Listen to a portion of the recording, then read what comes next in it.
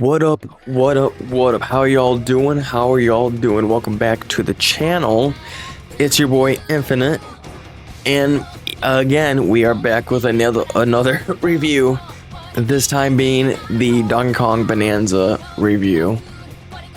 So sit back, relax, hope you all got some snacks. This actually shouldn't be very long, but alright, so let's start with this review by saying Donkey Kong is back with a brand new 3D adventure.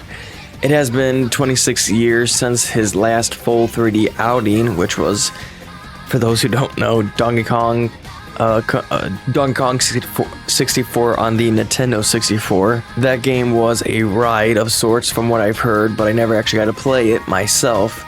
My first real taste of Donkey Kong was the classic Donkey Kong Country games back on the SNES. Then Returns on the Wii, and then Tropical Freeze on the Wii U. So finally getting a modern 3D Donkey Kong game was an absolute blast. But as always with these videos, is it actually worth it? So my initial thoughts, when they first dropped the trailer, I was really hyped for it. There's no hesitation about it. I couldn't finally wait to jump in and see what they did with Donkey Kong this time around. And being in 3D, I was even more excited. And to be honest with all this, in my personal opinion, I think it lived up to a lot of that hype. Excuse me, sorry. Alright, so what's new with Donkey Kong Bananza? Pretty much everything feels brand new and fresh here. DK got a redesign that pulls from some of the old school art, which I really like, or I think it's the art they pull from the old school art. A bunch of familiar faces do return, not as much as what I think a lot of people would have liked, but a good couple do come back. Plus there's a surprise new character, that character being a younger version of Pauline, or maybe a daughter of Pauline from what people are theorizing.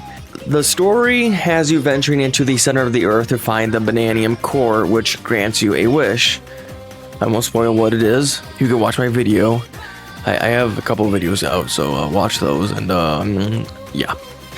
Each world that you do visit in this game is colorful, vibrant, and is very fun to explore. Nintendo did nail the variety, so nothing feels too samey. The villains were great, and the ending even threw a twist with a returning baddie from the past. I'm assuming everybody knows, but I'm just going to keep this spoiler-free, or as much as I can. Honestly, the story is very simple, but it works. It's classic Nintendo. The gameplay. So this is hands down the best part. DK is a blast to control.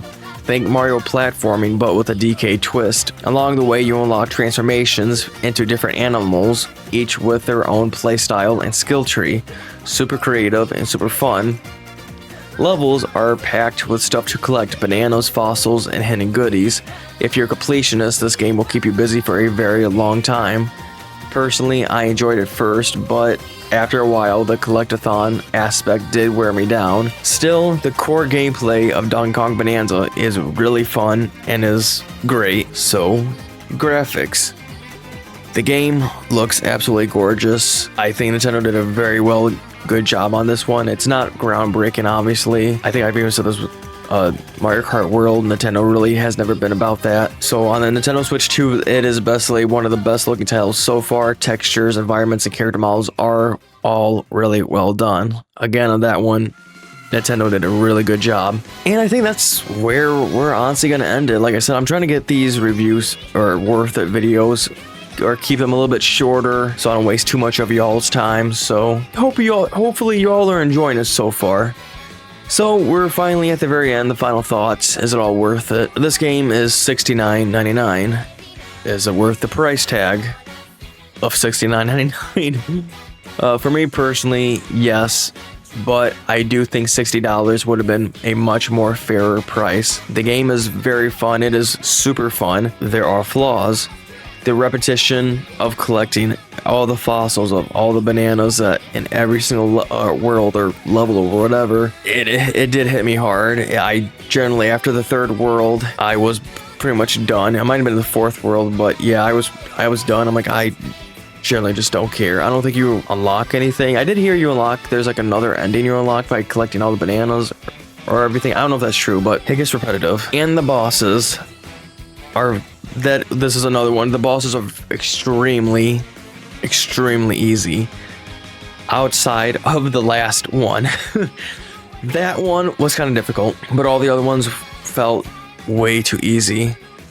That said, I did have a blast with this game. I love it. I do recommend it. If you are a Donkey Kong fan, you will love this. Again, I 100% recommend it.